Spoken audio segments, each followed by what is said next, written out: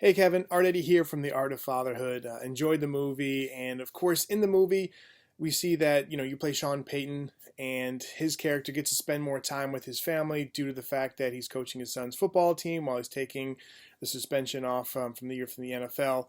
And his daughter made a documentary while that actually was taking place, and they kind of shared the fact that he had more time with everybody in his family, and he loved that experience. He said that was his best coaching year that he can remember in some time. But for you, talk a little bit about what you have learned from your kids or what they've taught you about yourself that you'd like to share with us.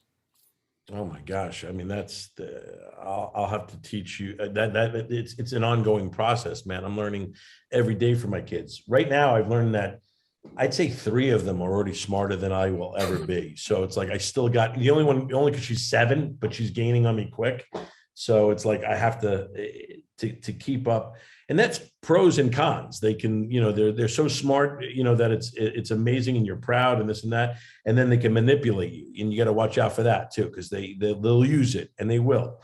But I learn from them all the time. It's like, and I've learned from this movie, from being around Sean and watching what he did, and that, taking that downtime of being suspended from the NFL, and then turning it into a massive positive about spending time with his kids.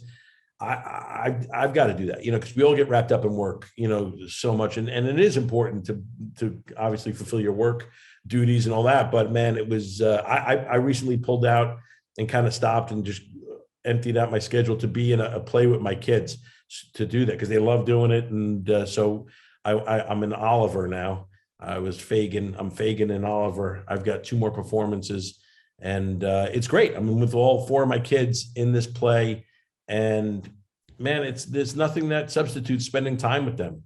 So to be able to do that, I get it when Sean says it was the greatest season of coaching in his life. You see it. It's like, man, what beats that? Where else would you rather be? Cool. Great answer. Thanks, Kevin.